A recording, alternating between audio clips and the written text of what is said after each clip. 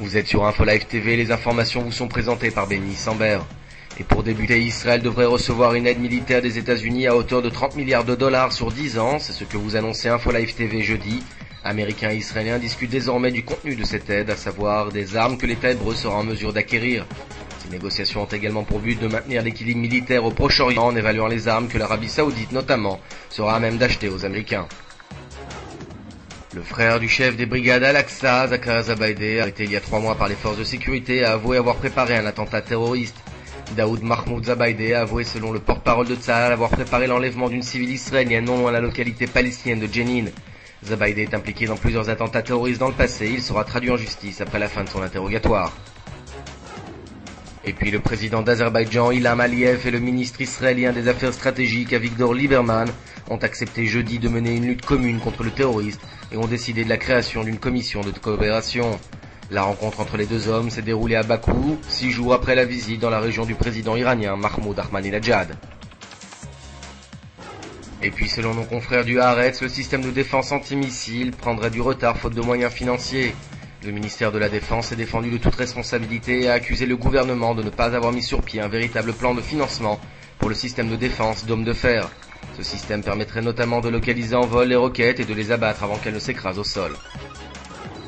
Le 17 août 1997, le soldat Guy Hever disparaissait sur le plateau du Golan, non loin de la frontière syrienne. Depuis lors, aucune nouvelle.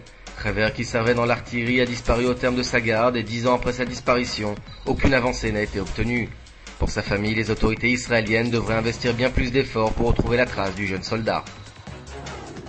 La compagnie israélienne d'électricité a débuté des négociations avec la banque d'investissement Goldman Sachs autour d'un financement d'une hauteur d'1 milliard de dollars.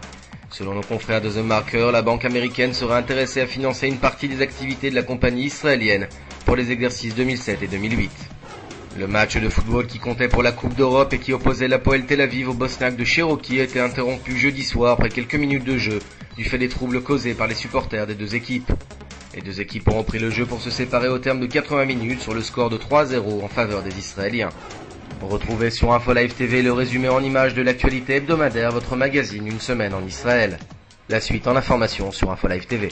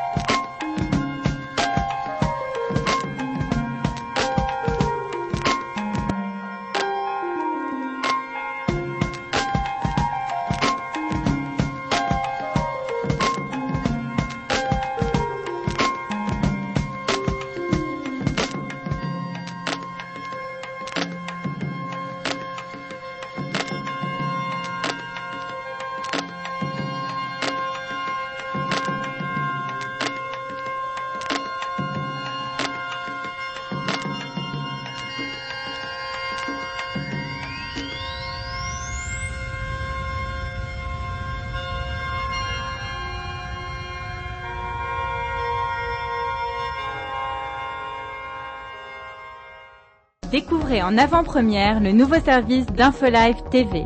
Recevez gratuitement chaque jour, en vidéo, les informations d'Israël et du Proche-Orient sur votre mobile. Pour vous abonner, entrez sur notre site www.infolive.tv et cliquez sur la bannière « Service téléphone mobile ». Aujourd'hui, le monde entier parle d'Israël.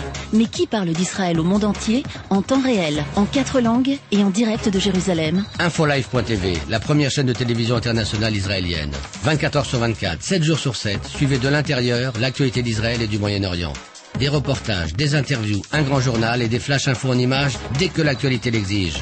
InfoLive.tv, votre regard direct et vrai sur l'actualité d'Israël. Retrouvez InfoLive sur internet www.infolive.tv.